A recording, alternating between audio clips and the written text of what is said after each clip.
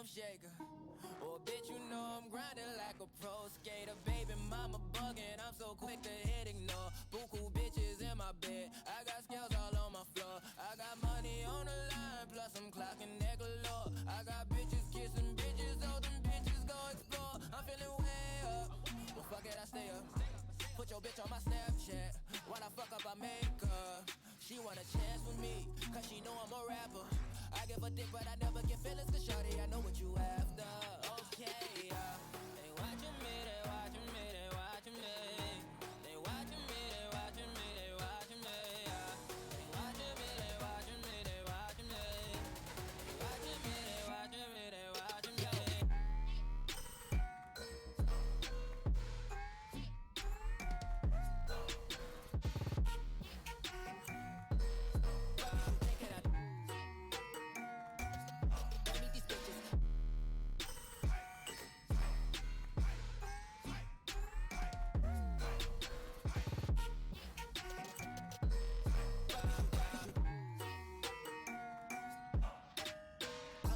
Get hit in my section at 12, gon' find your ass way in New Orleans. Watch out a bit, I'm jugging. Dissect your hand if your hand in my pudding. Put two in your man if your man keep a looking. Act like a pussy, your panties get tooken. I'm not the type to go fuck with them niggas who fuck with them niggas who stay on some fuck shit. Young and trapping out the bando, from the ceiling fan to the damn floor, trying to stack my money up, cause that's the only way we can go. Tell my mama that I'm okay, see the money coming through the doorway. Got a bad bitch with a lot of money, that's foreplay. Okay, they watching me, they watching me, they watching me. They watching me, they watching me, they watching me. They watching me, they watching me, they watching me. They watching me, they watching me, they watching me.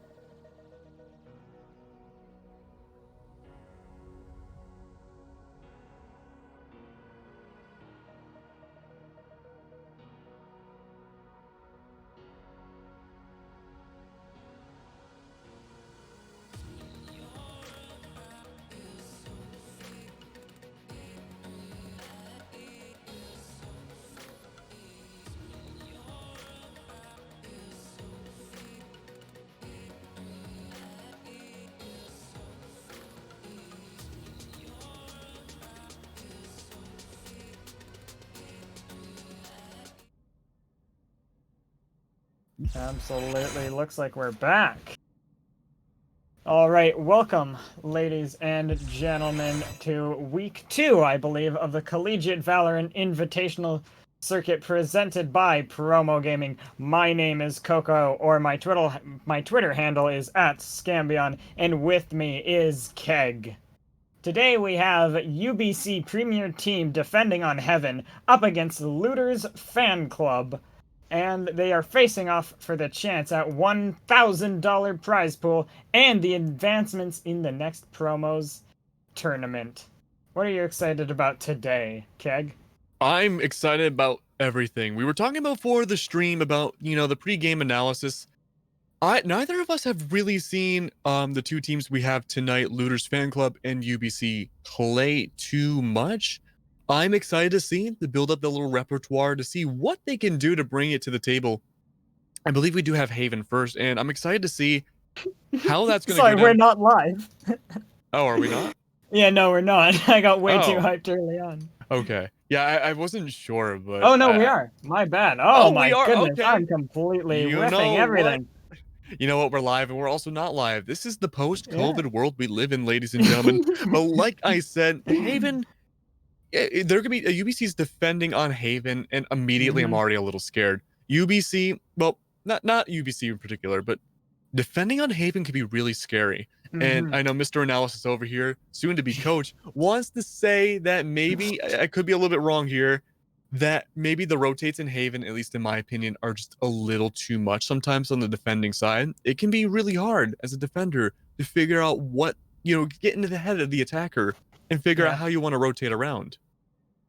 Well, luckily at this level, we haven't seen people really develop these insanely creative defaults. We're still in the very early stages of Valorant, even being a game and even being competitive.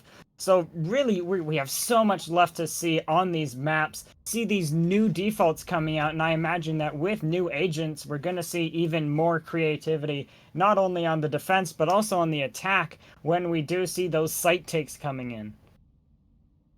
Yeah, and I'm excited to see how that overall is going to go because I honestly don't have any predictions. I really wish I could come in to say, I think this is what's going to happen and that's how it's going to go down. But like you said, Valorant is such a new game that honestly, most games that we go into, predictions that we already have, unless it's an absolute stomp, like going back earlier in the promo's history, having UC Irvine stomp out everyone, including Berkeley, Midland University. That was what, 2 weeks ago. Geez, time goes by really fast and really slow. It's hard to say what's going to happen overall. And I'm excited. I think we're trying to still get people into the lobby. I'm not 100% sure on that. I think you But are correct on that assessment of the lobby. that assessment, yes, I love assessing Yes. myself. And well, I mean, it's such a young game. If we were to make the comparison to CS:GO, CS:GO has been constantly evolving for the 20 years that CS has been a genre. And with Valorant, it's about what, 3 weeks into its lifespan, and so we're just going to see more and more creativity and really specialization in these attacks, especially, for example. Well, let's talk about Haven. If you're gonna take C site, there are so many ways to do it. You can go through Garage, you can go through Long, or you can even fight through B site and then rotate in through CT in order to take, maybe a little bit of an advantage or sneak your way through Garage. That's just C site on its own. We're not even talking about B or A. So Yeah. And the B site, I really hate B site on Haven. I really do. It's, like you said, Coco, there's a few ways you can attack it. It's kind of a three-pronged attack. Well, it's three on paper, but really it's just two. You can either go through Garage, rotate around the B site on its left near CT spawn, or in between C and B site, or you attack it straight on from mid. In theory, you could rotate from A site to B, but realistically, you don't see that really yeah. happen ever because you just plan at A. But with that being said, it is such a tight fit no matter how you look at it, especially it's just awkward overall for gunfights, I feel. Outside of B, in mid, that's free game. That is just a war zone. But once you get into that small area, it's such a stark difference from the rest of the map and frankly the rest of Valorant that I feel like it's not going to be like that forever. But A site, I think we can both agree, is a fantastic site. I think that's the Oh, most balanced site on yes. the map. Yeah, C is either very defender sided depending on how you stack it with your agents, or it's very attacker sided. It really depends on what your strategies are. And one thing that you brought up is that how difficult B site is to even storm. For example, if you were to just put a Sage mid, you put up that wall right in that mid doors into B site, and you're going to get either a lot of information from them breaking down the wall, or you're just going to get them to change their plan on the fly and maybe go towards that garage where you might be holding with 2 players. And I just want to say, oh, I am so sorry. I do know UBC. Hemmer and I believe Eclipse. Fantastic players. There's actually no bad players, I think. Well, bad is a In harsh the term. league. There's no terrible players on UBC side. Cat, I recall against, I want to say UC Berkeley, just dominating on that scoreboard. And I believe it was Hemmer and maybe Cat, like Batman and Robin. They would trade off each other so well, and they would just get these combined 4K kills almost every single round in the games we saw, including on Haven. Now, one thing to keep in mind for UBC is that they have Arnold this time, who I believe is either a sub or a new player. I'm not 100% sure. I believe he's a sub. Yeah, I believe he's a sub. I don't remember who he's a sub for. If I go back in my notes, I could check. But he is going to be subbing in. I'm curious to see what role he's going to fill. Hammer was a Brimstone main last I saw. We saw Eclipse on Cypher, I believe. And it was Cat on the Reyna. And I believe Durza on the Raze. And then there was one other that was Sova. So I'm curious to see how that's going to go down. Like I said before, Looter's fan club. I think they simp a little bit for Looters, who we saw in the last game on Judge Judy's. I'm curious to see if they can live up to that same hype that they had going in for themselves in that 2-0 win.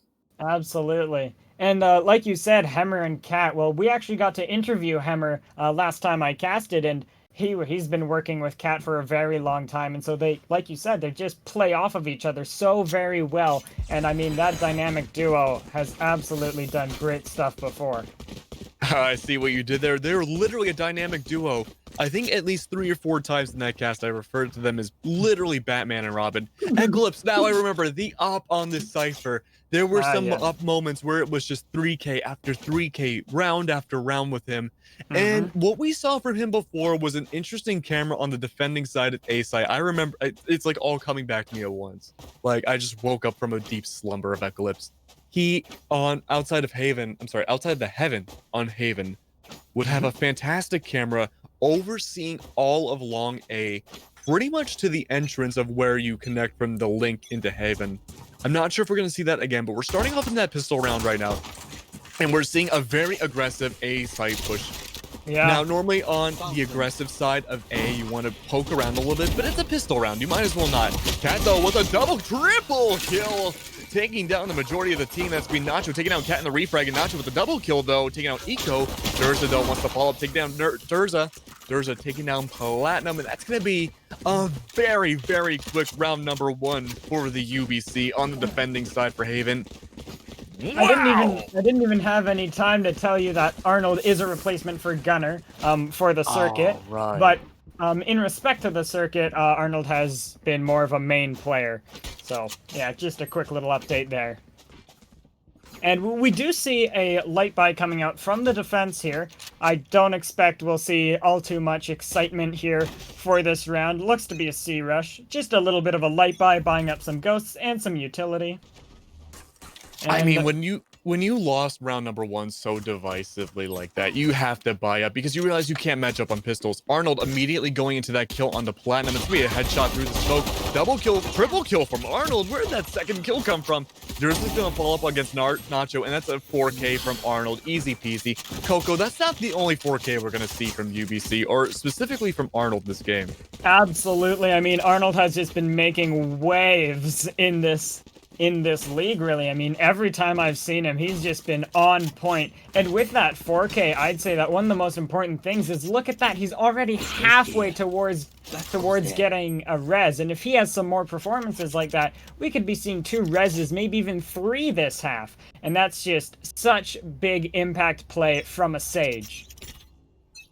Big impact indeed. If we see so many revives come out, honestly, I think I think in total we might have seen 1 death so far when it comes to UBC side, but you know it's also 2-0. We don't want to discount low looters too much yet. They're going for a split push right now, putting the spike down, looking to see where they can attack, going near B site and garage. Not a lot to really say in the beginning of this push here, but it looks like Cat already playing a little aggressive there. It's going to be taking out Nibbler, but Sekiro going in, taking the refrag on the Cat.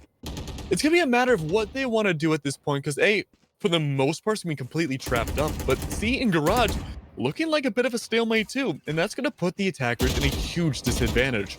They're going to be pushing up garage a little bit, but the Sova there is already there to respond. Hammer on B side has those smokes going down, gonna effectively lock them in visually. The timer cage going down as well. That's gonna be Hammer being taken down by Nacho. Inspiration may have taken B side. Spike's gonna go down on B, and this is gonna be a surprising retake for UBC. Suddenly, both trapped on each side of the map. Molly gonna be blocking Arnold off from the B-C link, and they're gonna make their way in. Arnold takes down Comparison, but Platinum's there for the refrag. Eclipse finding some luck with the double kill, and that is gonna be round number 3, going for UBC. Well, I mean, just a rifle round and a little bit of a blunder there, losing to the not quite perfect buy from the defense there. But what we saw there was just a beautiful retake, and if you look at the money for UBC Premier team, you know, they're doing very well for themselves. They're starting to build up a little bit of a bank. And for Looter's fan club, they're gonna have to kind of just buy some sheriffs and some light armor, maybe a ghost, and just see what they can make happen on this round. Maybe, you know, look towards those hero plays to, you know, make this round a possibility. And one interesting thing I want to highlight is that we see a breach coming out here for the side of UBC Premier team. They're really believing in their team play possibilities, as Breach is one of those characters that if you don't have team play, well, you just don't get his potential whatsoever. And so really some good confidence coming out, but, you know, sadly he's going to be removed in this round.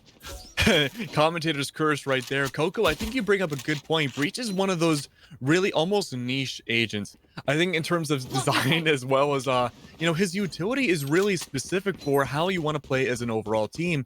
But when you like to pretty much play for picks like UBC is right now, it's an effective pick, but it could be a lot better too. It's interesting to note actually that we don't see Arena coming out from UBC side, but we do see a fairly intel to attack strategic side on both sides, but that's gonna be Durza with the double kill on C, just almost without effort, and that's gonna be Durza though going down. Platinum was a double kill. I think I've seen Looters actually play before. Platinum was a top fragger for his team, and I had seen them play for promo many moons ago, it feels. Hammer though looking to get this retake on the plant, looking around right now, gonna find one body, gonna find almost 2 bodies, trying to get that final kill. There we go, double kill. That's gonna be 4 rounds in a row.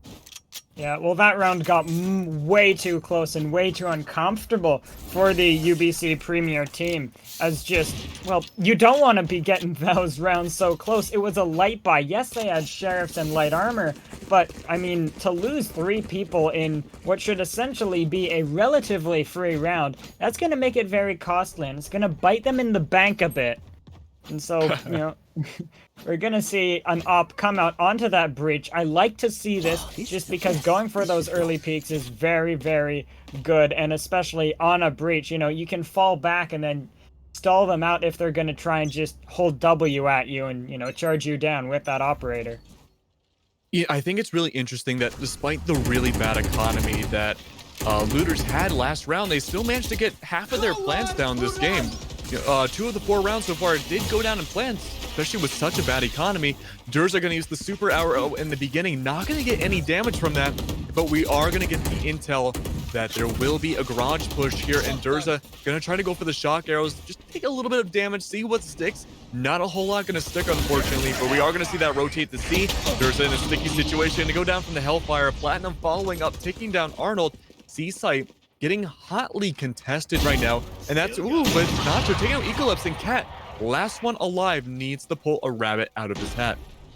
He does have options right now, but he's stuck with the op. He's gonna have to maintain his distance, and when you need to do a bomb defuse retake on C site, having those short angles entering from either B link on CT or from garage is not the weapon you want to have. And I think he realizes this might be the end of their momentum right here. And he's going to look for those exit frags around CT. And that's pretty much going to secure the round right there. Well, a 4-0 start is absolutely nothing to scoff at, and they have the bank to fall back on. Hammer with $5,500 in his pocket. And if you look at the attacking side, they only really have about 1,800. With this round win, that will start to build up a bit, but still, they can't afford to lose many rounds, as heavy armor plus a rifle, well, that's 3,900 right there. And if you want utility, well, that's all the more money. Lootre so far having the most success on the C site. We've seen every time they've attempted to go on C site, we have seen a spike plant go down. So already that's an inclination that maybe that might be a weaker defense point for UBC side. But we do see UBC stacking up on C almost every single round. Eclipse is able to hold down A as well as he can, but we can see that Cat switched positions away from A long and now going to be focusing on garage. I think he's going to go for a less aggressive play this time around and going to wait just like that with the op. Makes so much sense. He's remaining with the op and going to go for those long angles instead. Oh, Caster's Curse once again. You say he's going to play defensive and then he gets a pick right off the bat about, 20 seconds in. The Spike's still down in their spawn, and the defense, they've really put something together here. I mean, Nibbler, he has been clearing out A short, but he has yet to really find a fight here. Echo Lips not looking to give him really anything but Nibbler. He's made it up so far. He will get spotted out, but he does pick up the kill on the Hammer. Yeah, Echo Lips right now really good with that Cypher, just holding down A site by himself historically. Nibbler's going to back off because the Cyber Cages come out, and just buy yourself a jet, even if you do have that vertical advantage. You don't want to scoff at the Cyber Cage because you don't know where those tripwires are. Those can really mess you up, especially as Jet. Well, even with Jet, you can kind of get around them, but that you need the foresight to know where they're probably going to be. And with Eclipse, they could be anywhere.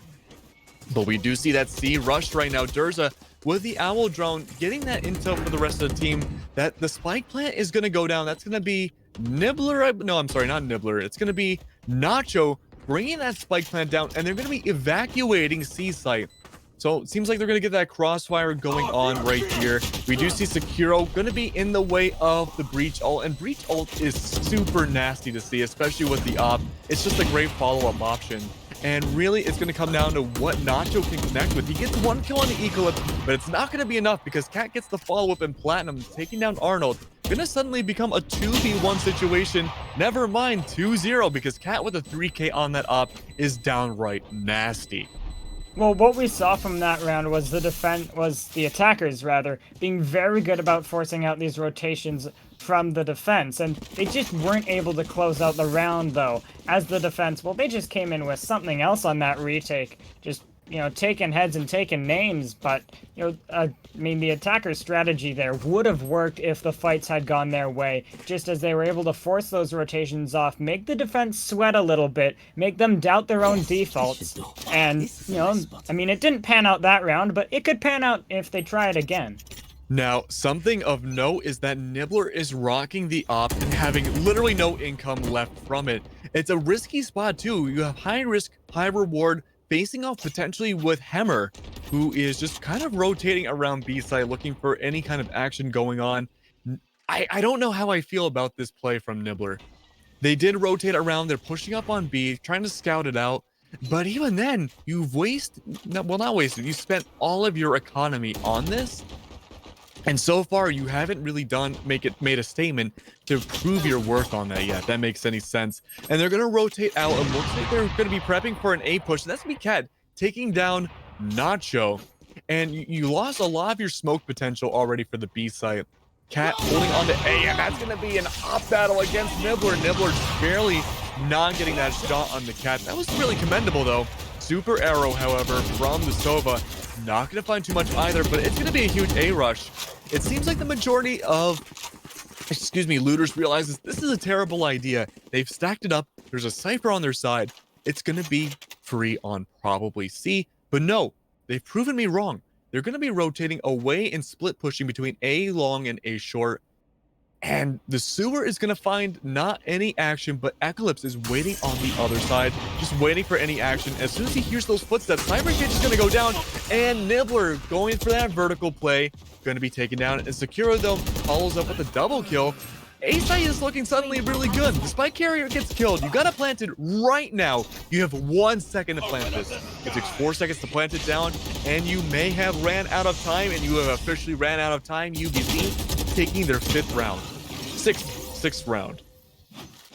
Yeah, Hammer at the end of that round, a little bit of, you know, giving away a freebie there. But like you said, with Nibbler and that op, I mean, you're going to see him at 2,400 credits. That's nothing. That is chump change. This man has nothing left after buying up that operator and getting absolutely nothing done with it. I think he got 1 kill in that round. And that just has to... Oh, he didn't. He got nothing. No, I don't believe he did, no. That has to be a big disappointment for him. And, well, his team will be kind enough to buy him a rifle, but he's barely able to afford his utility and heavy armor. Yeah, so, I feel like if you're a Nibbler right now, you're kind of in the doghouse. I mean, it was a good idea in theory, but it was just the wrong time to do it. If you waited around and played the op this round, I think it would have been much more effective. Now that Owl Drone is going to spot out Nibbler, I don't think you could get off it in time. Nibbler making it up, though, getting the double kill on the Hammer and Durza. And wow, okay, impressive performance from this, impressive performance from this Jet. Now, Arnold's going to find a little bit of action right now, but it's not going to be enough. They're going to dial it back, wait for that spike plant to go down. Speaking of plant going down, I'm trying to observe a little bit right now, and there we go, spike going down, Arnold getting in Harrison down as well. That's going to be the spike, and again, you're in a tough spot. For UBC, that's the Sage Wall is down. You only have 1 way to really attack the site, and we mentioned this before the game started. It's really down to just Garage.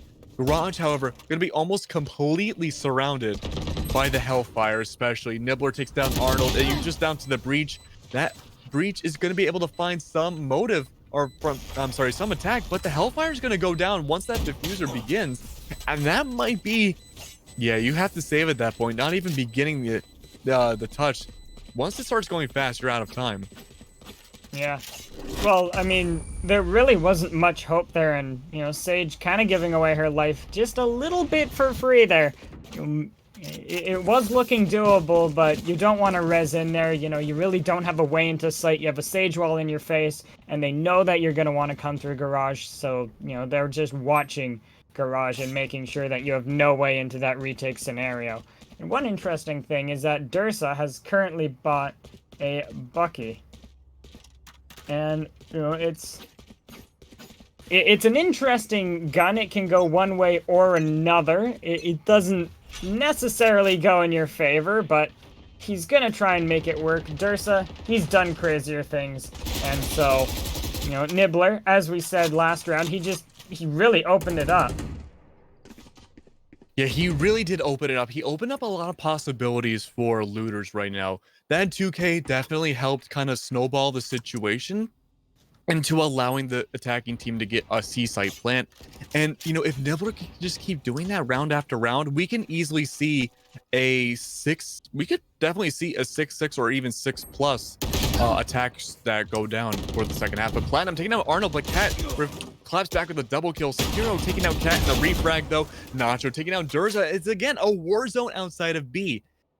Looters is having a difficult time right now because they could push B, but they know Hammer and Eclipse are just waiting around the corner. So whether they know it or not, they don't have the intel per se, but A is their best option. Hammer's going to be putting the Molly out of Garage, completely denying that push. And so we're going to see a C-long aggressive play, but Hammer's already prepared for it, and they're not being quiet about it whatsoever. Hammer spots out visually that Sekiro has pushed up. I don't know how to say his name. Sankiru? Eclipse, though, taking down Sekiro, but that's going to be Nacho and Platinum taking them down, and that's going to be another win for Looters. And right now, 6-3 is actually not a bad area to be in right now. And let's take a look at the economy, too. That is a great area to be in for both teams. And actually, the economy for UBC is not looking good right now, Coco. No, it's really not. They've been able to pick up rounds, but they haven't been able to build up any sort of bank, and that goes for both teams. We're gonna see that if they lose a round, they could be forced just into a simple, light buy, and that never feels good. You have a sheriff and a dream, and most of the time that dream isn't even realized. And Nibbler with the aggression there, I'm not, it works out in the end, but after missing those knives, he did catch Dursa unaware, so it does pan out for him. And, well, I mean, look at Nibbler. We were talking about his 2k aggression earlier, and now with a 3k. Echo Lips does remove him, but, that has to feel good if you're Nibbler. Just completely opening up this round. Exactly where you are. I mean, dying in any FPS game sucks, but if you get a 3k before you go down, you're feeling really good about yourself no matter what. You're just padding your stats, and in Valorant specifically, you're padding up that economy for not only you, but your team as well. You're feeling good right now. And right now, UBC does have the man advantage. They do have the super arrow on the Sova as well. It's just a matter of where you want to use it, and even if it's worth using it this late in the round. Platinum, however, going to change up the game a little bit, reviving Nacho, and that's going to allow an even man count for the last 40 seconds of this round. Now, here's the... What's up? We saw a res for both teams there. Both teams losing 3 people, but both deciding, let's make this a 3v3. And, that could bite them in the butt a bit in the future if they wanted to use a res during a different round. Although they do make this one even. So it's just a trading of ultimates, and that's nothing too crazy. We do have the super arrow come out from Durza. It's not going to connect at all, however, but they do get the intel that it's going to be a B plant. Nacho taking down Arnold.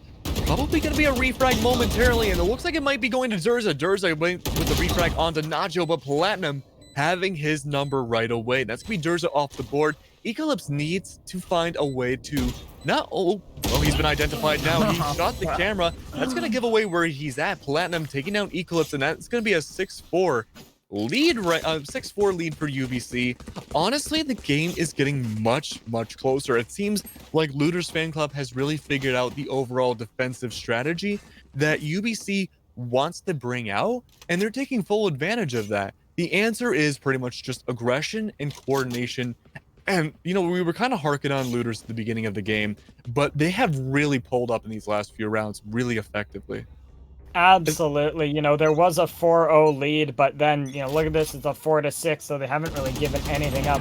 And I like this early aggression from Dursa, as well as from Nibbler, able to remove Arnold right away and already have, well, Dursa's back and he's trapped pretty much. But Nibbler opting for the even more aggressive play towards CT to try and find Hammer.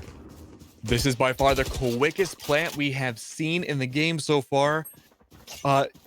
Statistically speaking, that it has gone very well for a C plant for Looter's side. They have only fumbled, I think, 1 defuse on C side, and the whole time they've been able to get plants. Durza, however, stuck in garage. It's not looking good. Cad does use his ult, and he's not going to find anyone to connect it with.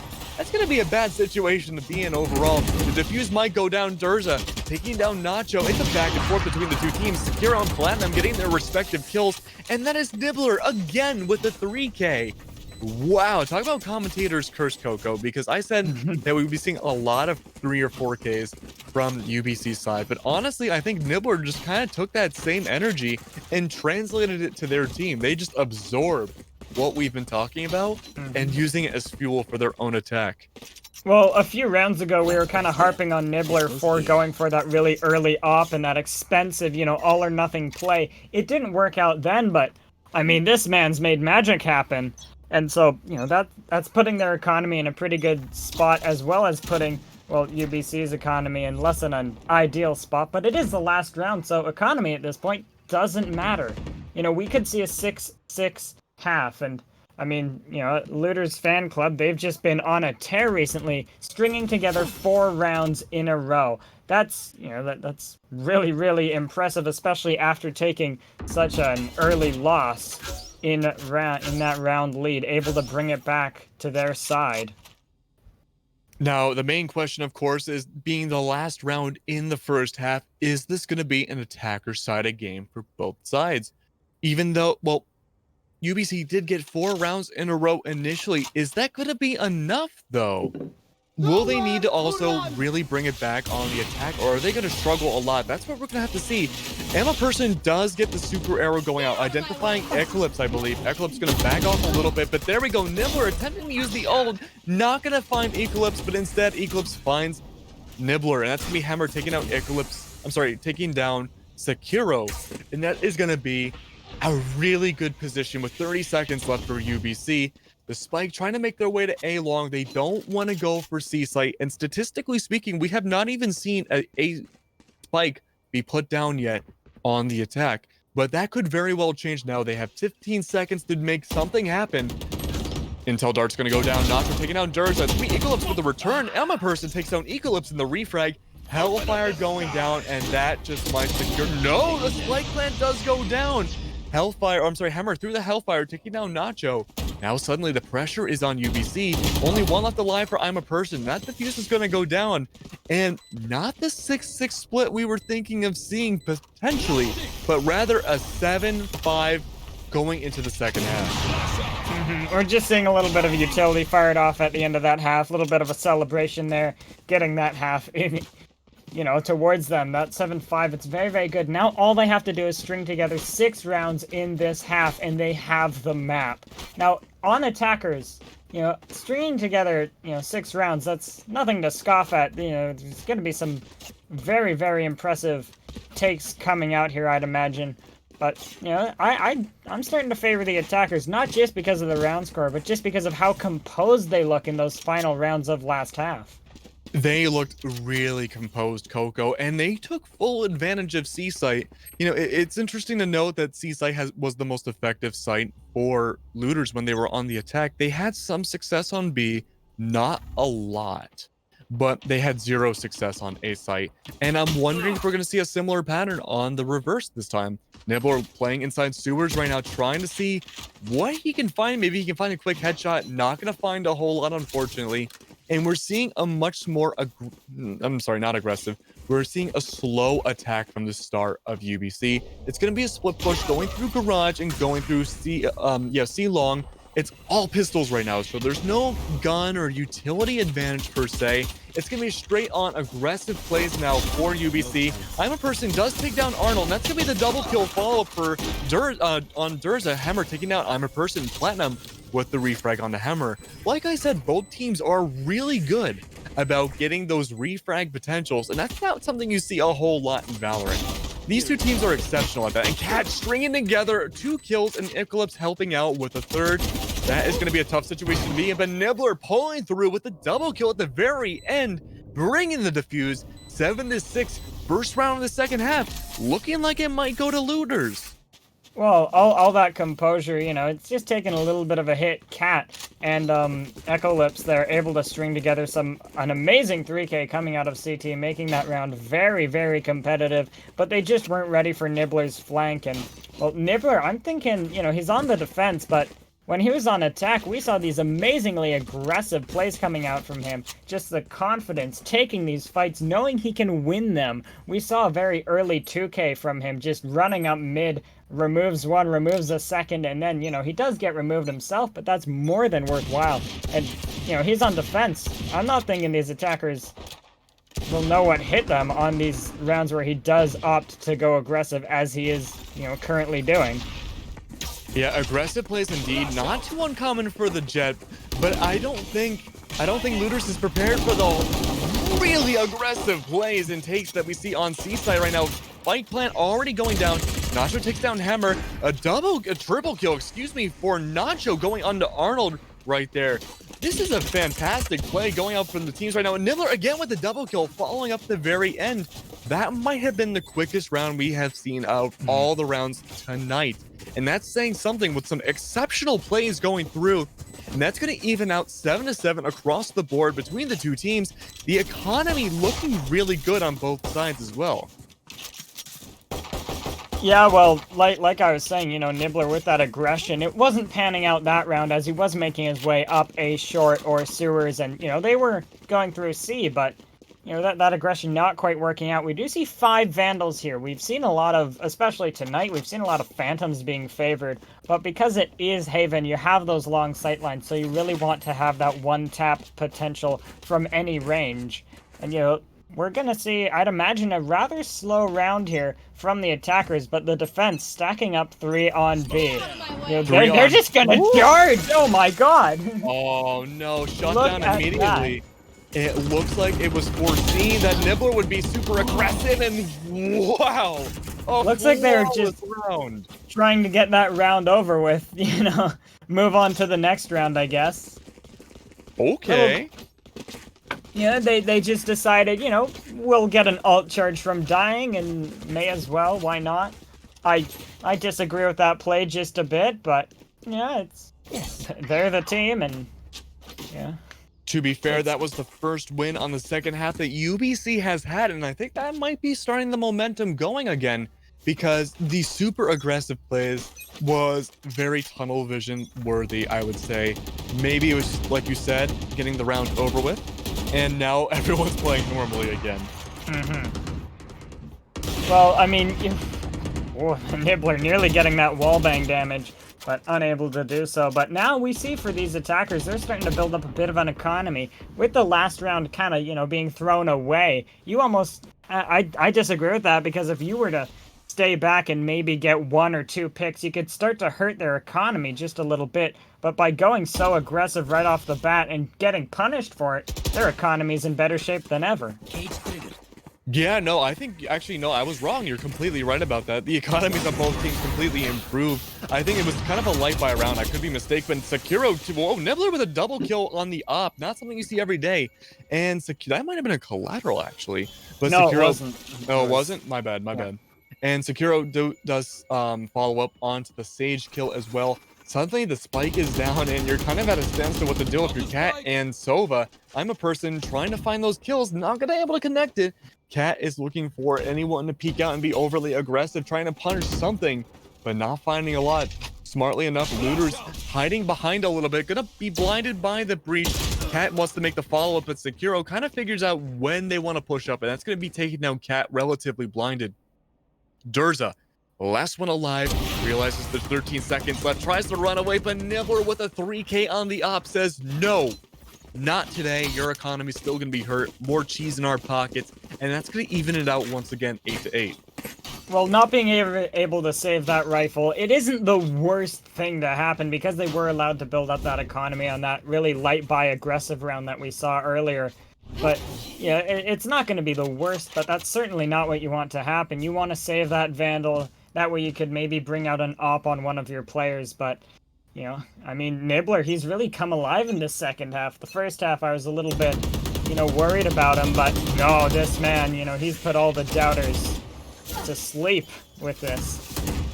Or rather, he's woken everyone up, as he's also woken up. I mean, yeah, woken up, I think, honestly, is an understatement. He has been, I think he's the MVP of the match so far. He has just been playing so consistent and so aggressively consistent as well. Usually you see over-aggressiveness get punished immediately, but not Nibbler. Nibbler's only been punished a few times. Cat right now trying to, oh, he is charging up. He's ready to super blind someone. I cannot talk. Ready for that charge onto Garage. It's going to be blinded out. Not much to really be said. Can't be finding too much. All going to go down as well. And that's going to be a C push again. Nacho and Platinum. And Platinum with a double kill, actually. Eclipse punishes Nacho. But Platinum gets away. Recon Bolt's going to spot someone out. And again, Nibbler with an op double kill. Oh my god. Holy moly. What an impressive turnout. 8 and 9 now. You have the lead as Looters. Yeah, well, Nibbler just making it work and making it look so good.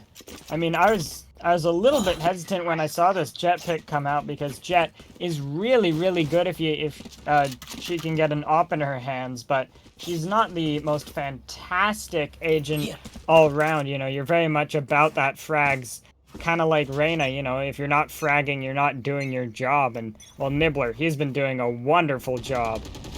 I agree with that. I think Jet and Reyna are very selfish agents, but if you can frag out, that is what your agent utility is designed entirely around, and doing quite a good job of doing that. It looks like it's going to be a B push, however. It's going to be from B main. A lot of the rotations going from C link. That is going to be a really awkward position for everyone to be in. That's going to be Cat finding one ult kill from Breach, which you don't see every day. Durza following up. Securo taking out Eclipse. Cat again, double kill. Taking out Nacho and Securo again. Taking down Hammer. It's a back and forth. Durza with the op kill so up close and close range. Taking out I'm a Person. And it's going to be leaving Senkiro last one alive. He needs to find that defuse. And you're in such an awkward spot right now. The op is going to miss, and that's going to be Arnold following up. And that's going to be a thrifty win, bringing it up to a tie again. This is going to be on the second win in the second half for UBC. Not really showing up as strong as they did in the first half. Yeah, we do see the double op actually coming out for the defense here. Nibbler deciding that he wants some backup here from I'm a Person. And I'm interested to see what the Sova can do. You know, he's been doing very, well for himself, especially using that Hunter's Fury. And, it's going to be interesting to see the double op. It's rather punishing on the economy if you do just lose a round. But out towards C long, he's going to take the duel with Cat. And, oh, Cat wins that one. That's not what you want to see. Commentator's curse. But with that being said, the back and forth at C long. Nibbler! Good God! Oh my God. Okay, wow. Faster than I can even react to C. Almost trying to get that second kill. That was some straight, that was a rat play right there from Nibbler, and that was really nice to see. In Garage, Nacho following up, taking down Cat as well. We're not going to see the Sova Super at Hunter's Fury. Senkiro, though, holding down A-side, just like Eclipse, going to get the double kill, but getting traded out by Hammer, and that's going to be Nibbler finishing it off with a double kill on the Hammer. Nibbler, holy crap, Coco, what is going on? He took his brain medicine before this match. Absolutely. I mean, it's such an even game, and in these even games, you really need, your individual talent to just shine through, and I think we're seeing that, in droves here. Nibbler just able to show up round after round, 22 kills on the board. He almost has a 2.0 KD ratio. If he gets two more, we'll be looking at a 2.0 in Valorant, which is very rare to see. And, it's such an even scoreline as well. It's just back and forth. Like, we're 9-10 in the second half. No one has yet to take a lead. They just won a thrifty round. That's really, really impressive. And we do see that Hunter's Fury coming out. Does not deal any sort of damage. Looks like it might have tagged the Sova, but, that's nothing. That's not too bad, as we do see this B aggression coming through. B aggression once again, gonna get shut down by the Sage Wall. Already going down, but the Sage Wall comes back open, and that is just an awkward position to hit. Durza and Cat going down from Securo, and Hammer, again, always there with the refrag, trading again in person, taking down Arnold with a double kill, actually, following up on the Hammer. The bomb, the spike plant's gonna go down, and it's not gonna be a win for UBC, but here's the thing, though. They have complete ults on their team now, and they're going to have to use it relatively soon because it's 9-11, not in their favor. They maintained a really good lead in the first half, but they're not showing up, only getting 2 rounds in the second half. But again, you have room to play with if you are looters, and they have really shown what they can do. Yeah, well, I mean, let's talk about all 5 of the ultimates. I'm thinking, it's a rifle round, and your economy's nearly broken if you are a UBC Premier. You're going to want to use these ultimates to give you basically a free round.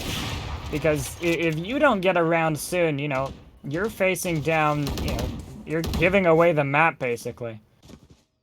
And before we had seen UBC play exceptionally well, I think it was almost a 13-0. It may have been like a 13-3 in their favor against, I want to say, Midland University. So this is definitely a change of pace. Cat taking down Nibbler straight away. That is going to be a huge blunder for looters. You lose your top frag almost immediately. Trying to take care of the site, but Sekiro not able to find any kills. UBC coming back with a vengeance this time. Bomb plant going down. Not even needing to use any of the ults so far. It's going to leave 2 people left alive on Looter's side. I'm a Person trying to find a kill. Oh, wow, a panic shot from I'm a Person taking out Durza. Hammer following up once again. The follow-up king over here. That's going to leave Nacho last alive. He's going to play around in heaven, but he gets a crazy headshot on the Arnold. Is it going to be enough? He gets the double kill on the Eclipse, but the 3K from Cat's going to shut it down before it can translate into anything else, and it's going to bring it 10 to 11 double digits for both sides. Yeah, well, I mean, early on, I was thinking, you know, Breach might not be the best character. It's so heavy on the teamwork. But look at him, 21, 13, and 6. He's been making this work. He's been making it look good. Cat is just, you know, putting on quite the show. If you're a Breach player out there and you want to improve, maybe watch this man. Yeah, I think Breach is the most sleeper character in this game. I think a lot of people are turned off from him because his abilities are fairly complex from the start. But they do have a high skill ceiling too, but also his design just sucks. Anyways, Nibbler though, playing around in sewer, rotating back onto site. He's on the op again. He wants to play a little bit safer, I think, or maybe just kind of rotating between the sites, looking to see if there's any action on B. Spoiler alert, there isn't. But it looks like we're seeing a much more slower attack. The aggressive play last round worked really well for UBC.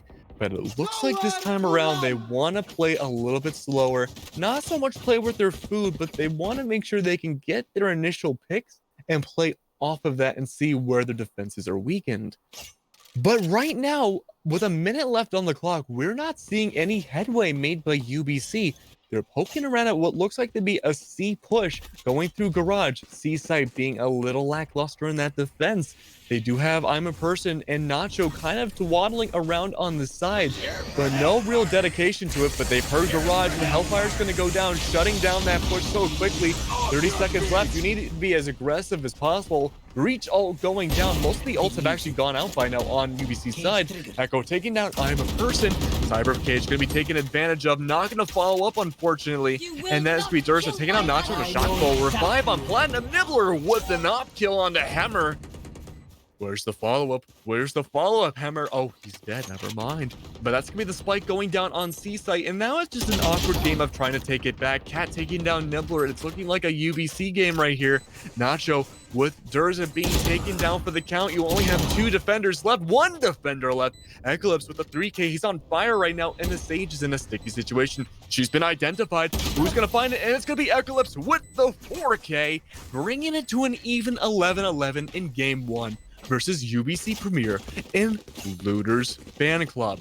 It's a back and forth, Coco. It is nonstop. We thought we might have had a winner in the first half. We thought we might have had a different winner in the second half, but it's anybody's game. We are most likely going to go down to sudden death. I think sudden death is absolutely where this is headed. We do see an Ares coming out on Sankiru, which is, you know, a less than ideal weapon, but hey, if it works, it works. And especially on Cypher, he's one of those agents that can make it work with those cyber cages, just spamming it out, really. Nibbler, early dash here. And, I mean, you know, I'd just like to highlight that last round, we saw 4 ultimates for this attacker's side coming out. They're gonna probably not have another ultimate for this entire, you know, until we make it to overtime. And, you know, that it was a lot of commitment to that one round, but I'd say it would be warranted just because they need to get that round. Otherwise, their economy is in shambles and they just won't be able to close this out and handing over match point, really. Yeah, and handing over the match point this late into the game is not something you want whatsoever. UBC Sage does have the revive. Keep that in the back of your heads, ladies and gentlemen, because we might see that very soon be a game changer. It's a C push right now, but it looks like it's getting dialed back and maybe going to be a dedicated garage push if they can overwhelm what Nacho's doing. Nacho, as predicted, goes down from Hammer. Is that going to be enough? No, they pivot and go for the B-side push. Ares taking down Durza, but Eclipse is there for the refrag immediately. Cat taking down Nibbler as well. Top frag off the board. The UBC revive comes out onto Durza. 5v2, bringing that spike plant down. This is the play that UBC has needed to bring it to match point, it seems. I'm a Person. They're saving. I'm a Person in Platinum. You're absolutely right, Coco. Saving this late in. It's a 2v5. They don't know how to push this. Is it possible? That's right. You can't push this at all. Your best bet is to rotate all the way around and go through mid. But the Sage is waiting. You have the Breach waiting at the main window, and you have the rest of the team acting as a death squad, waiting for the rest of the teams to come out, finding Cubby. And once Cubby's found out, and it's going to be moments from now, it's going to be a bloodbath, and Eclipse trying to go for it, going to take down one, but I'm a Person trades out to another, and Hammer, post round, takes down I am a Person. And I see that look on your face, Coco. You are perplexed. I want to hear your thoughts on this. It's gonna be... magic is what this round is gonna have to be for the defenders here. They have no money left. They went for the save, but saving out C long, that's the oldest trick in the Valorant book. And so we're gonna see the Ares once again just trying to cobble together a rifle by here. It's all they have left in the bag, and they want to go to overtime. They want to go to sudden death. They don't want to lose a map like this. They had such a lead, and it's all gone downhill. Nibbler, he has the ultimate, so that'll give him quite the load of firepower right off the bat. And, you know, this is not the situation you want to be when the enemy has match point.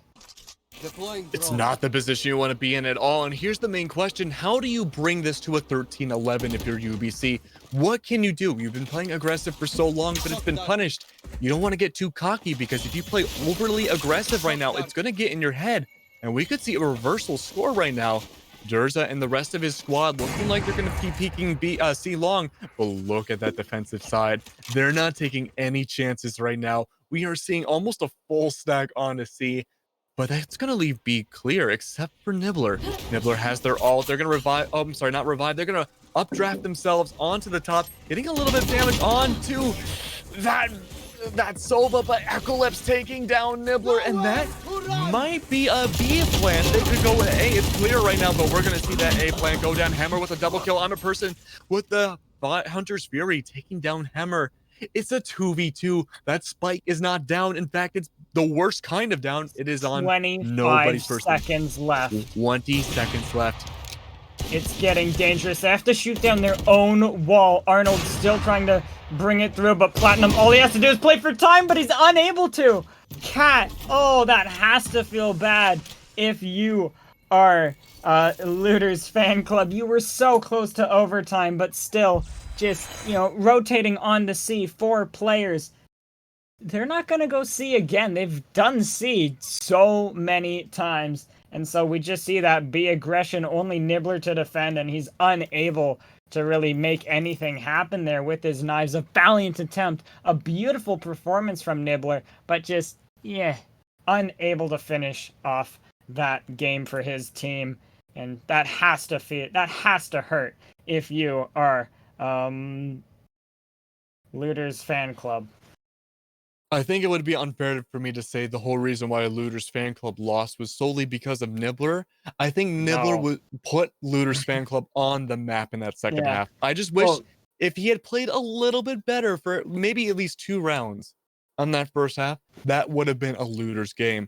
But overall, this was a very attacker-sided game, and both teams played super well. There's nothing really I could comment on, Coco, about them saying, just like the previous set we had, both teams played really well. The rotations were on point. It was just a matter of when it really came down to, I want to say it was pretty much UBC with Hammer and those masterful refrags. Every single time someone on Looters got a kill, Hammer was right there like a parasite, just taking them down. There was no breathing room at all that match. Yeah, absolutely. And we see the Breach pick actually working out that time. I have yet to really see one work out, but just making everything happen there, giving his riflers, you know, all that more room to work with. It's so much easier to take someone down with a Phantom when they're concussed. And so, you know, we're seeing those rifle rounds come through, as well as, I mean, nobody played badly that match. You know, everyone was absolutely carrying their weight. They made it so close. We were 1 round away from sudden death, and, you know, that's nothing to be ashamed of, to fight, you know, UBC Premier Team to such a close match. That is, you know, you have to be feeling good about yourself, but also kicking yourself just a bit because, you know, you're so close to taking a map off of them, which is, you know. Yeah, like we said before, it was a really close game between the 2 teams, but honestly, go back, you know, if you're either of those teams or even just a passionate viewer for Valorant esports, go back and VOD review this game. I definitely will be. I think personally, I've learned a lot about, you know, attacking and even especially defender rotations on Haven, which can be one of the hardest things inside this game. I think a lot of people should watch how Nibbler played, especially on those op kills in the second half, because the way he pivoted himself around the map, seemingly everywhere at once, was really exceptional. Of course, the support players as well. Like I said, Hammer.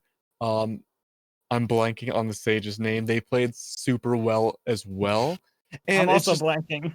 I know it's one of those things where you just remember some certain players so well, Mhm. and although everyone played super well, it's one of those things.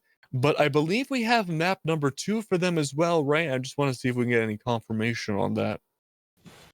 Yeah, and map number 1 went to 24 rounds. There's only 25 possible rounds, so Yes, I'm we do have map thinking, 2. map 2. This is going to be quite the show, quite the showdown. We could be seeing a 2-0 sweep here, or we could be going all the way to 3 maps, but it's all ahead, so You I know what, believe. Coco? It's 11:49 at night. I am fully prepared for that map number 3. Let's see it happen. Absolutely. We'll go until 1 in the morning. Well, it wouldn't be the first time. Way back when I started casting, I would sometimes commentate for the South American leagues for some FGC games, and I would wake up and commentate at like 4:30 in the morning. And let me tell you, my eyes were closed for some of those entire rounds, and I would just guess what happened. Way back, I was a bad commentator back then. Not, I think I've improved a little bit, but Yeah. I don't want to relive those days. Well, looks like we have a 10-minute break ahead, and so go and grab a snack, maybe grab something to drink, maybe chill out a bit, maybe play a Spike Rush game. I mean, who knows? Those go by really rather fast. So we're going to cut to break now, and we have map 2 between Lootre's Fanclub and UBC Premier Team coming up right after this short.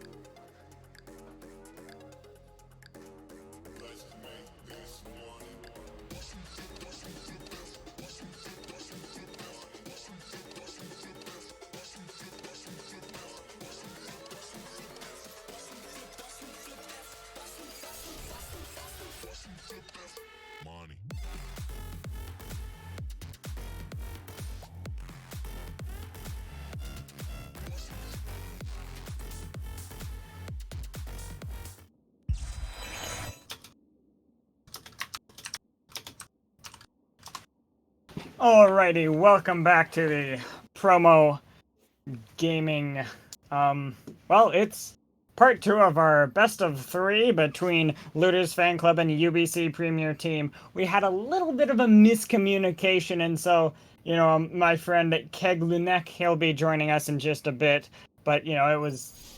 the 10-minute break was after the map ended, not when I said it was, so my apologies on that one. But we are moving to bind between this, and for the last map, you know, we went to 24 rounds, and that is quite the close map. You know, there's only a possibility of 25 rounds, and so, you know, 24, that's something amazing, and we're getting into game right now. And we do see a Reyna pickup for the side of Looter's Fan Club, deciding to go for the Reyna pick. I think that pick is very, very interesting, and I'm starting to disagree with it being the meta pick, but frankly, the meta doesn't really matter, because it's all about, you know, getting the rounds and getting the wins. If you feel good on Reyna, then you go for it. But we do see, you know, no Phoenix showing up. We have seen Phoenixes in the past. In our earlier series today, we saw a Phoenix come out, and he did absolute work. And so, Nibbler on the Raze, was on the Jet last round. They're going to take some early aggression out B long. Nibbler able to pick up a kill on the Cat. And so the slow orb now comes through, and that will slow them down here. And, well, they've already been able to get this into a 5v4 situation. That's going to favor the attackers here. Nibbler going to put out his Boom Buddy here, trying to clear this out. Dursa happy to be on site, happy to be so safe. And so, you know, Arnold holding this elbow, and Nibbler to peek him out, but Arnold will pick up that kill nice and easy. Platinum able to trade it back onto Eclipse, and Hammer with the double kill. Spike is going to be going down onto A site here. And we do have one coming out of Lance, and that is going to be Dursa. Dursa able to pick up Sankiru, and now it's just I'm a person in a 1v3 situation. He gets Dursa, and if he's able to get Hammer, he'll be able to possibly pick it up, but no. Hammer able to get that 3k and secure his team. Well, Looter's Fan Club, their first round, and most likely a second round as well. Light bars are very powerful against an eco.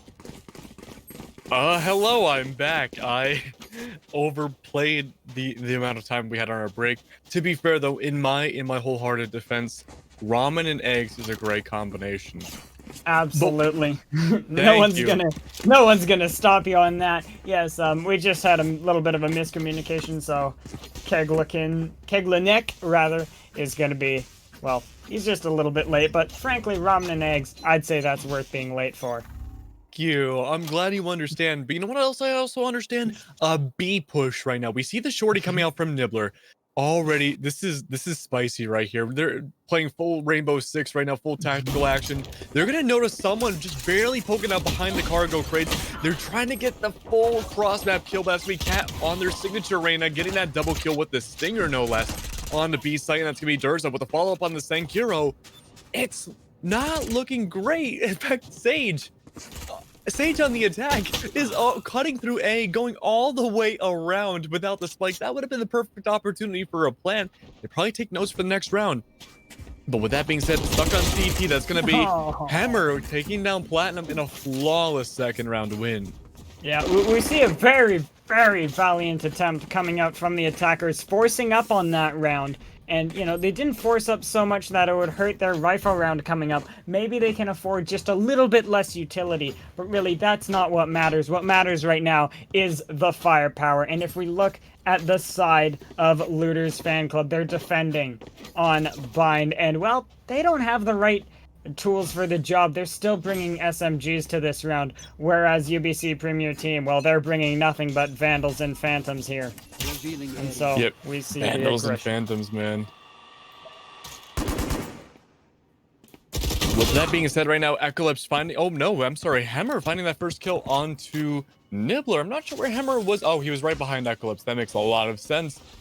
But, yeah, I mean, a lot of aggressive plays coming out right now. A minute 17 left on the clock. It's going to be an aggressive B push again, and honestly, this is your best bet on Bind. Usually, most of the time, it's going to be that aggressive B push. There's a lot of angles for both teams to hold. Cat almost getting that double kill. That's going to be Emma Person going down. Platinum following up immediately on Cat. And Nacho taking down Platinum. The back and forth still. Hellfire going down on B side. That Spike's going to go down, but the sacrifice of Sankiru. That's going to be Hammer with the follow-up 3K onto Nacho. Platinum taking down Durza. It's looking good for both sides right now, but that Sage needs to keep herself alive. And that's going to be Eclipse going for that defuse. And that Sage not really following up too well. Platinum going down and Eclipse securing it with a defuse. 3 rounds in a row. A little bit of a familiar story from last game.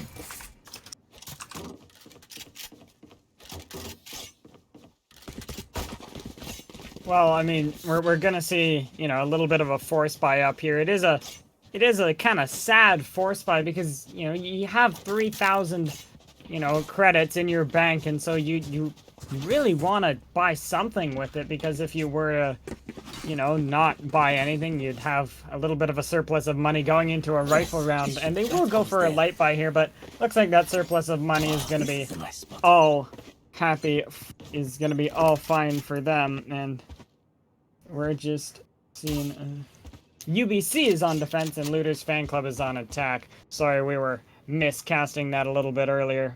Oh, my bad. That's all cleared up now. And so we see the force buy towards A. I like this play because it's able to get things done, but Eclipse is also able to get things done. And, well, I'm a person. He now has a Vandal in his hands.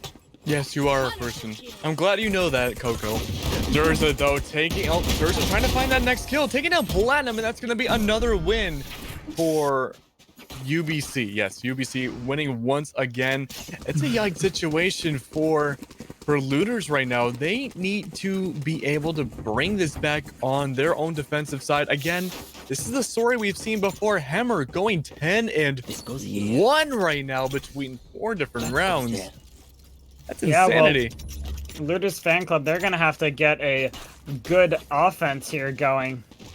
You know, they're going to have to really step this up because UBC, well, they have 4 rounds already. That's going to start to look really, really good for them. Their ultimates will be coming up, and those will absolutely be able to secure them rounds. And Hammer, with that orbital strike that we saw, I believe 2 rounds ago it was, just able to pick up that spike planter and, you know, really make things work for his team. Nibbler right now going for the grenade, looking for the same exact action that they had in round 2. Not going to find it again, almost trying to find the headshots on Cargo Crate. It's going to barely miss, unfortunately, and not able to really secure anything else afterwards. Give me a rotate on to, again, going just kind of back and forth. They're really trying to figure out where to find that opening pick and what is the safer option to pick out. Cat with the operator right now, going down B long, trying to find Platinum, but unfortunately, Platinum just outside of Cat's reach for them. Hellfire going to go down in the middle of B. That's going to force the Rays to move back a little bit. Cat do end up finding that kill on the Platinum. Nibbler, though, on the site now looking for that other Rays. That's going to be Durza going down. And B site is looking very prominent for the attackers.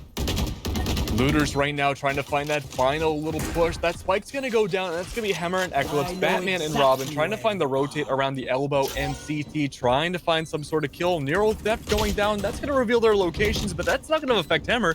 He still finds that headshot on, that kill onto Nibbler, and that might be the end of the round right now there. But no, they choose not to save.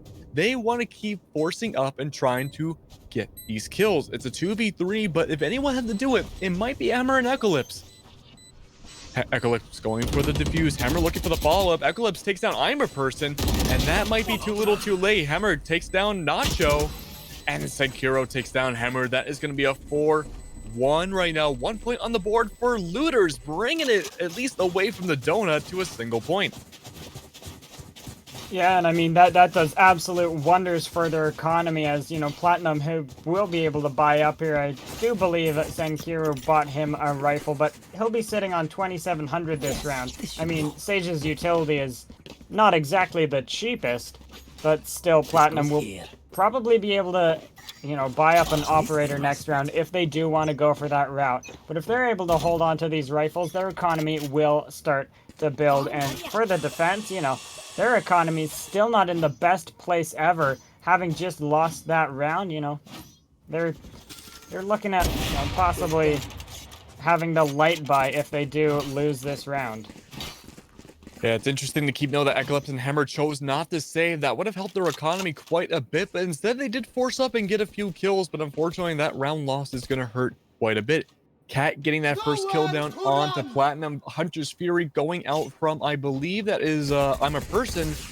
Not going to connect to anyone, I believe, and that's Hammer taking out Nibbler and U-Haul. It's a trade, potentially back and forth. Hammer getting that first kill. He's not able to find the refrag. The molly goes down, but unfortunately, I think that's the wrong place for that. A wrong place to get your molly, huh? And that is going to be a rotate going to be.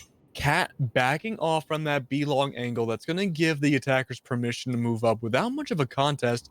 They're going slow. They want the enemies to they want their enemies to think it's still an A attack. But by now, ready?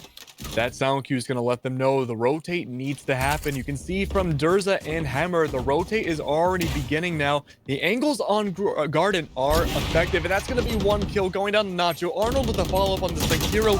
I'm a Person finds Arnold, but Eclipse finds I'm a Person in the refrag. And again, 5-1, going to boost their economy from when it seemed like a possible safe option or light buy option. Now they can go as heavy as they want. Yeah, well, I mean, we're going to see a light buy come out from the attacking side, which is Looter's Fanclub. They only have one round in this half to speak for themselves. And so, they're going to try and make anything happen here. Platinum, he does have the res, and Nibbler very close to that showstopper. And Nacho as well, 2 points away from his orbital strike. And the orbital strike, well, that's just that'll pop any site open. And so, it looks like they are aware of that aggression up A. It will pop any side open. We have seen some misplays with that as well this game. Eclipse getting the double kill though right off the bat, barely 30 seconds in. But there's a takedown secure with the Boombot, and that's going to help with the follow-up on I'm a Person. I don't even know if they saw I'm a Person or if that was just a spray. Suddenly, Nacho's in a really bad spot. They do get the headshot. They find it on Arnold. The follow-up onto Hammer is there, but unfortunately a little bit of a whip there, and that's going to be the follow-up on Durza 3K. Anchoring on the site. The spike did go down, thankfully for them, but it's not going to be enough. There's no one good to give the defuse to on the defense because they all have ultimates.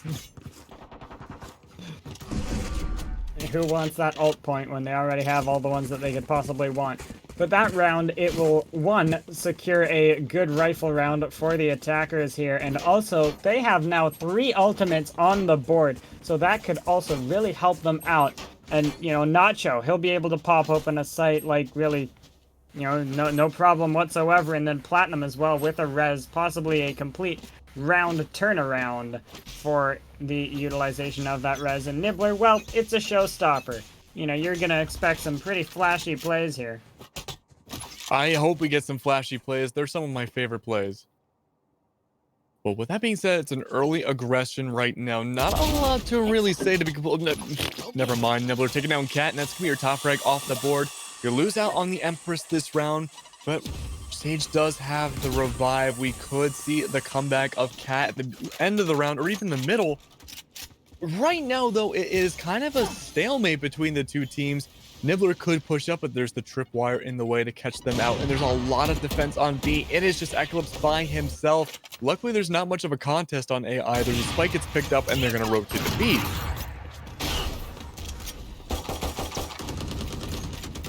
Showstopper just painting the wall there, and well, the defense, they're already 2 people down. I mean, they do have these ultimates, but that's...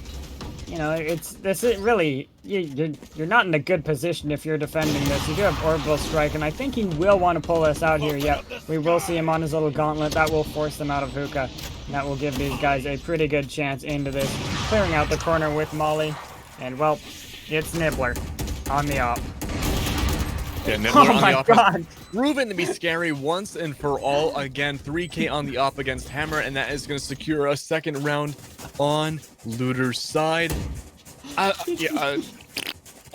Looter's side. And that's going to be... He just shot through a smoke to get the 3K. He's completely blind. I'll take it. And he got it. I mean, you got to do what it takes. That was beyond impressive. We see the double op coming out from the attacking side. We have Nibbler and Platinum both with their respective ops. I'm not sure how I feel about that. I think generally you should really have one op per team, but maybe that's just me. I don't know. Well, double op on defense, it's a very, They're on attack. expensive. But yeah, no, this double op on attack, it is pretty much unheard of. And well, Cypher giving away his position right away with that little toss out there of the Cypher cage. And looks like the double op will decide to move back, and they're looking towards B. Nacho faking out the ult. Spike dropped, and the closest thing we can call mid on bind.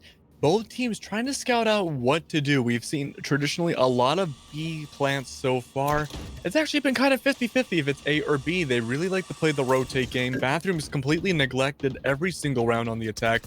Nibbler, though, going to pick up that spike and rotate to B. It looks like that might be the superior site, and they chose correctly because although Cat and Platinum, Cat is on that side, it is going to be the lesser of the lesser parts of the team. It is going to be 2 people instead of 3, with Cat and Arnold both watching the crossfire. That's going to allow them to get the rotate already on the defensive side before the aggressive plays already come out. Nacho taking down Cat. It's going to be a back and forth right now. The defender's down a person right now. Again, Empress nowhere to be seen this round. Durza through the smoke, wants to get something. Showstopper coming out. No, gets denied in the air. Wow, Platinum taking down Durza like that. Beautiful. Eclipse taking down Nibbler, and to put the salt on the wound, Arnold revives Durza. Sekiro taking down Eclipse, and Hammer taking down Nacho. Ooh. Seeing a lot of Ditto trades right now between the 2 teams, and Platinum again taking down someone with the op. I Am a Person takes down Durza, and the attackers wanted that so bad, and they deserved it. Another round win for Looter's Fan Club. Well, that double op last round, they only get to bring one of the ops into this round, and looks like that double op, it did work out, but looks like, okay, cool, it worked, but let's just go back to 4 rifles and 1 op. And Platinum, I have to say, those flick shots were absolutely beautiful, just completely shutting down Dursa. He was trying to get through with that showstopper and make something happen, make something flashy, but no, Platinum's in the server. You don't get to do that. You don't get to fly. Man, Platinum is just crazy with the op as well. Them and Nibbler, I want to say, are the MVPs of the ops in this set so far between the 2 teams. But right now, man, it's looking so good for UBC. They're holding such a comfortable position. Speaking of which, Durza takes down Nacho. You lose. Ooh, Platinum unfortunately missing a shot. Somewhat unheard of, and that's going to be the grenade taking down Platinum. They didn't want to move too quick because that would have been a refrag, and Nibbler through hookah window takes down 1, looking for 2. Satchel Shards almost connecting to 3 different kills. Not quite enough though. That's going to be Cat taking down Nibbler. Going up next, Sekiro doing the same exact thing as Nibbler along with his teammate I'm a Person. Turza going down next, and I'm a Person with the double kill taking down Cat. Sekiro looking like he's going to get that defuse. Plant down. And again, the CT push from Eclipse and Hammer. Batman and Robin trying to take down the Penguin and the Joker. It's going to be a back and forth. I'm not really sure how this is going to go, because this could go one of 2 ways. Either the attackers win or the defenders win. Sekiro taking down Hammer. Eclipse right now in a 1v2 situation. We've seen him clutch it out before, but are we going to see it again? He looks around cargo crate. He finds I'm a Person, gets the headshot on him. Now it's going to be a matter of Cypher versus Cypher. This is actually Spy versus Spy, if you remember those comics. But Sekiro comes out on top, getting them 4 points on the board, and that's Sekiro taking out Eclipse. 2-point lead now for UBC. What was once a really, really strong, I think, 5-point lead. Now going to be a 6-4. Yeah, well, I mean, UBC Premier Team, one thing that, has been working in their favor, but also, as we saw last round, working against them. They're a little bit, they don't want to rotate off too quickly, and so that was really just, 3 of them on that site, and then not willing to rotate in those extra 2, because Looter's Fan Club, they have done that so many times where they go to one site, and then they actually circle back, having rotated off a few of them. So we're starting to see, UBC Premier Team get a little bit worried and not wanting to, commit too heavily to one site and keep them nice and spread out. Now, unlike Haven, where we saw mostly C plants come out from Looter's side, we're actually seeing a big, 50-50 almost difference whether or not they actually go for the site. So I guess it's like They divide 100 by 3, like 60, 66, 33.3. 33. You're right. We're seeing like a 66 doesn't go in 3 times. You're right. You're absolutely right. I had to think about that for a second. Yeah, we're seeing like a 1/3 chance of whatever happens. A, B, and just no plant at all. Right now, looking like, well, the spike is actually nowhere to be seen. 50 seconds left. It looks like we're gonna see no plant this time, just playing straight up for picks this time around. Platinum taking down Cat and Hammer, following up against Sekiro, and Platinum taking down, reviving Nacho. This is gonna give them an even man count. The Nibbler goes back and retrieves the spike, and it looks like they're gonna be dedicating themselves to a B plant again. The wall gonna be cutting off Garden. That's gonna force them to go either hookah or no. Instead, they're gonna translate themselves over to A site where Eclipse and Hammer are. Eclipse, though, beginning to rotate back to B, realizes his mistake and goes back. Showstopper coming out from Nibbler, looking for that kill. Blood hungry, trying to connect it, and it's not going to connect anybody. Eclipse playing from heaven right now, really wants to find the follow-up, and there we go. Hammer sneaking around, taking out Nibbler, and Platinum follows up with taking down Hammer. Nacho taking out Eclipse as well, and that's going to be a defender win because that spike did not go down. They ran out of time because it was in East Guam for at least 90% of the match. What was so beautiful there at the end of the round, Hammer securing that round for his team. He heard the spike going down. He knew they didn't have time to replant it. And so he just peeks out. He doesn't care if he dies so long as he gets that spike from being planted. And, well, we saw exactly that, and they gave themselves pretty much a free round, a free 7th round here. Yeah, I'm really not sure what was going on with that spike. I mean, obviously, we're casters, we're analysts. We know what they were doing, but it was just way too late for the pickup. And then the rotate the B site and the last minute change to go into A, all that time just added up and did not bode well for them. B site, again, could be held by 3 different people this time. You see a lot of back and forth for the defenders and how many people hold each site. And it's worked out really well in their favor so far, just keeping the mix-up going, keeping the attacking team on their toes. And right now, it's looking like this might be a rough plan. Cat taking down Nibbler, the Great is coming down, taking down Nacho as well. Cat with a double kill, gonna follow up, and Durza with a follow-up of their own. 2 double kills on B site. The Showstopper coming down, 3K from Platinum. A flawless win, and an attempt to take down A site. Gotta have some fun at the end of the half, you know. Orbital strike your teammates, why not? Dursa won you that round, but sure, orbital strike him in the face anyways. You know.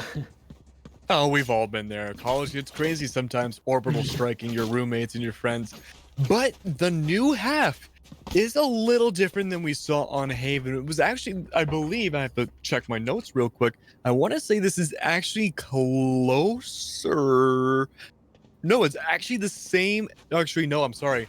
I'm just bunny hopping back and forth on this. This is around the same scoreline we had seen in the second half of the Haven match we saw last time. I believe it was 7-5, but it's only going to be a 1-point difference between the two teams, being slightly in UBC's favor this time around. But now that they're on attack, this might be a very different story. Speaking of which, though, Platinum taking down Durza right off the bat with that classic kill, and we're going to see the B almost in a rush, it seems. It's going to stall out a little bit inside Hookah. It depends whether or not Arnold can get a follow-up kill. Nibbler, though, going to clap back and get that kill onto Arnold. What a jumping shot from Platinum. He's going to start to run out of ammo, though, and Eclipse, well, he's more than happy to capitalize on that. Hammer taking down Nibbler. It's going to be a 3v2 this time around. But yeah, Batman and Robin seeming... Oh, no, I'm sorry. They are still alive. But I meant Nacho and Senkiro. Still last one's alive right now. Nacho looking like he's going to go for the flank follow-up. There's no Sage Wall, so you won't be able to defend yourself from Heaven or a green box push like we see Senkiro going for right now. He's blinded out by the smokes. He's looking for a headshot. I don't think he's going to want to fire blindly. And so there we go, the smoke going down. He does see a gun sticking out, but the hitbox isn't going to register right away. Spycam finds him. That's going to be the leader coming out. He takes down Eclipse. Hammer looking for that follow-up. He's going to get the double kill on the Hammer as well. Cat taking down Nacho, and that's not going to be enough for the defuse. Cat with a double kill with the ghost at the very end. Going to secure the first round win for UBC, bringing it to a 9-4. Not only do you need double the kills you have right now for looters, you need to add 1 to it. Yeah, well, I mean, looters, they're going to really need to pull together at this point, just because, you know, if you start to drop some of these rounds, well, you're not going to get another chance. You know, we have the next rifle round coming up where they will, I'd say most likely, have a little bit of a firepower advantage, as some of these SMGs, well, it's going to be pretty much a free round for the offensive UBC Premier team. And so, you know, we're going to see some of those SMGs move into the round 3 rifle round, and, you know, they will have to win that round, otherwise we could just see a 13-4 scoreline.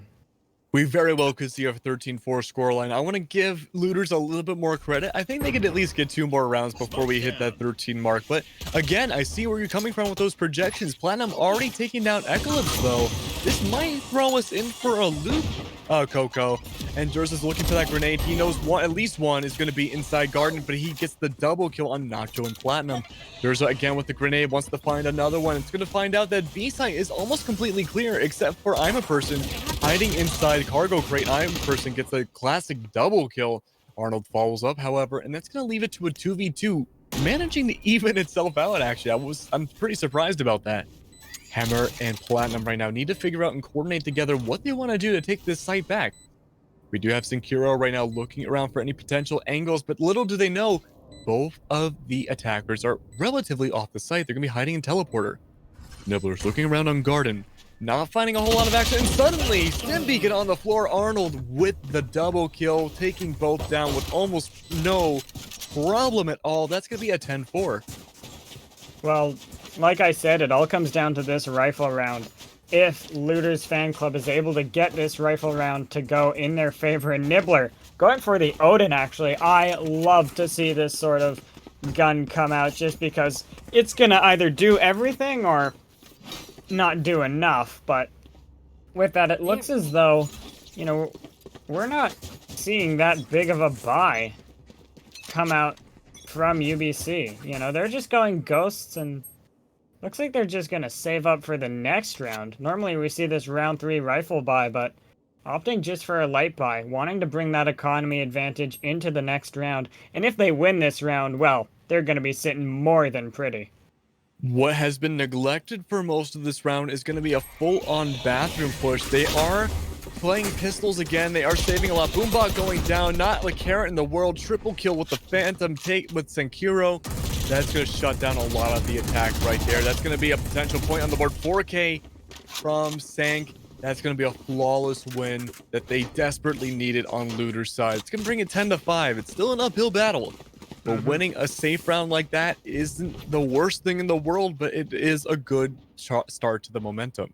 Yeah, what Looter's fan club really need now is to just go on a tear, ruin the economy, just really bring out, pull all the stops, you know, end your strat book, use every single strat you have written down, and just, you need to pick up these rounds, because otherwise, if this gets out of hand, well, it's all over for you, and we're going to see the 2-0 sweep. We might very well see that 2-0 sweep from UBC. I can't say I'm too surprised if we do, but so far, everyone's been holding up pretty well, all things considered. Now, with that being said, though, we are seeing an aggressive play from B-site again. I'm excited to see how this is going to go down. We've seen B-site be contested quite a bit on both halves. Unfortunately for Looters, for UBC, a little bit more of a not straightforward contest, if that makes any sense. It's been a lot more one-sided, I suppose. Better wording. Eclipse looking at the top of boxes, trying to find any heads. Unfortunately, looking away just in time for the rotate on Hammer, I believe. No, I'm sorry, Nacho to rotate just in time. And that's going to be a bit of a stalemate all around for the attacking team. They're not really they're not really sure what they want to do. Senkiro taking out Cat. I'm a person following up next, taking out Durza and Arnold with a double kill. I'm a person finds Eclipse and Hammer finishing it off with a double kill right now. It's 2-1, and the rotate the A. Finally, the crazy rotate. Nibbler realizing that, oh, geez, I just wasted my ult. They rotated. I gotta get the A as quick as I humanly can. That's gonna be the plant going down on A site. The wall comes up, and that's gonna deny a lot of the push from Nibbler. The only option they really have is maybe going Heaven, but they opt for CT instead. The wall goes up. They had no knowledge of where it was going to be. They can only attack from one way, but instead they put a little bit of damage into the Sage wall, letting it go down a little bit faster, and no one's on the spike. They're all going to be playing inside a bathroom. They know Nibbler's going to push up, and immediately the Sage goes down, and Hammer the follow-up king, takes down Nibbler, bringing it 11-5. One more round on UBC side, and that's going to be match point, and actually set point between the two teams. Yeah, and Lootre's fan club, it's this rifle round or bust pretty much. You know, they're gonna have to win this, otherwise, well, it's gonna be all over for them, because UBC Premier Team, they're not one to throw away opportunities, and they have an opportunity here for match point, and we're 4 seconds out from this, and I'm excited to get into this round as well. It's gonna be something very, very special.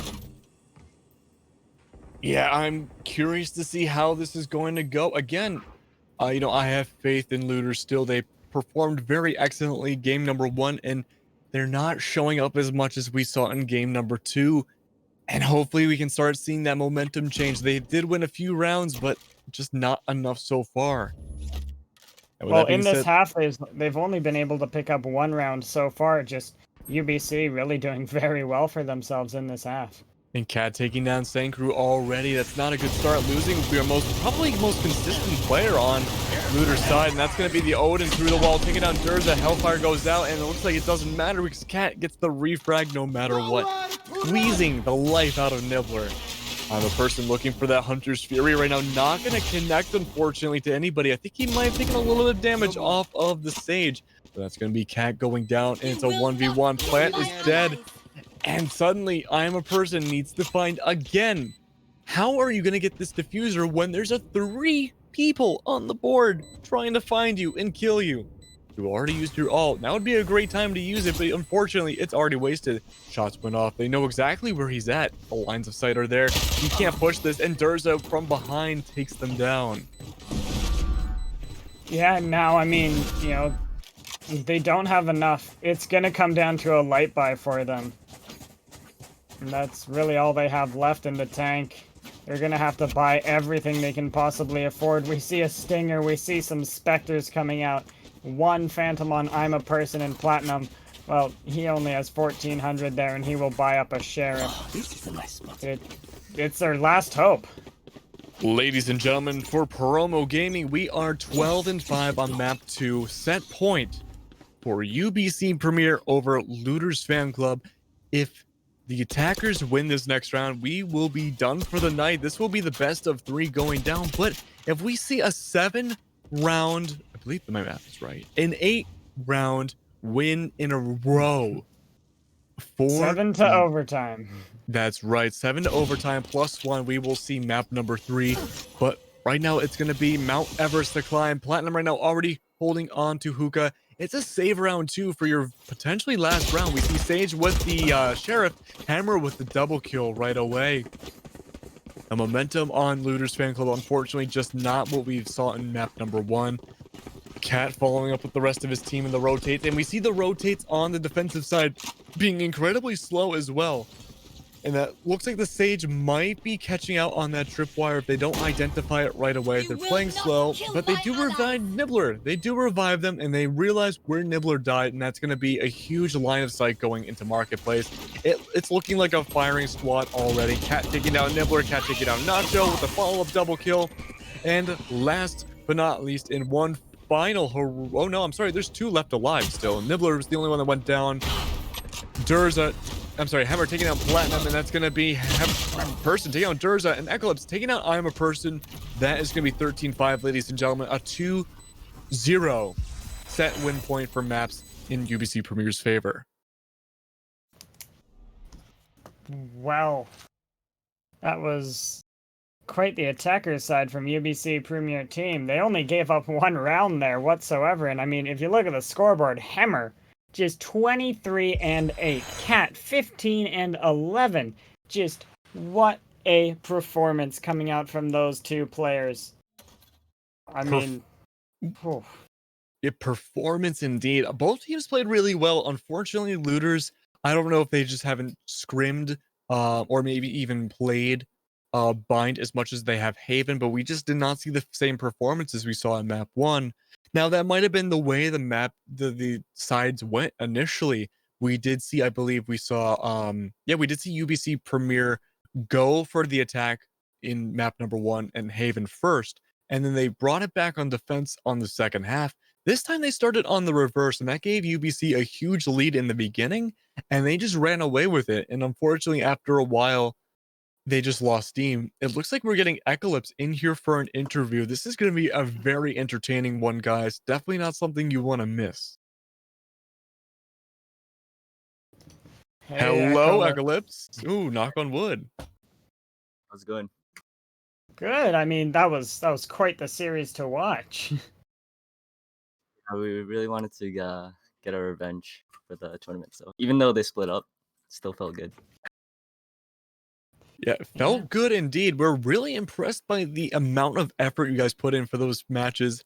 So the number one question I think a lot of people have, what were you guys thinking about on Nibbler in Haven? Just 3K after 3K almost every round. It seemed like he had your number until he didn't. So what happened there? What was your thought process? Yeah, so he picked Jet, so we knew he was gonna op, because Jet's a really mobile operator. And we couldn't really avoid him because he was gonna switch sites every round, right? So we decided to default and try to figure out where he was and just basically avoid him because he doesn't miss. Yeah, apparently not. It was interesting. I don't think either of us really picked up that from what it sounds like, your entire strategy evolved around avoiding Nibbler as soon as possible and just letting him stall out, because I think he was really aggressively, and that's where he got the majority of his kills in the beginning of each round. But as it went on, he had less potential for doing so. What was your thought process on Bind? I mean, you guys just performed so much better than I think you did on Haven. Was it the sides you started on in the beginning? I think for our team, our go-to map is actually Bind. So we're always confident. If you look back at our matches, I don't think we've lost Bind. So we were really happy when he picked Bind. I think our setup is just really strong for it. Beautiful. Yeah. Oh, go on. Well, in that second half, I mean, they only got one round on you, so your bind play was just looking phenomenal. You were really just sitting back and letting them make slight mistakes, and then you can capitalize on those and really rush into sight and force off those early rotations. Yeah, so I think our T side on Bind, we just know how to work hookah and A short and keep them guessing. Although there was one round that we just brute force B, and they had like 4 of them, I think. But yeah, in general, disregarding that round, I think we had a good T side. Yeah, I really think overall your T side was really nice to see. My final question tonight is about Arnold. We were told he was a replacement. Is he going to be a permanent replacement for the circuit, or is he just subbing in for the games tonight?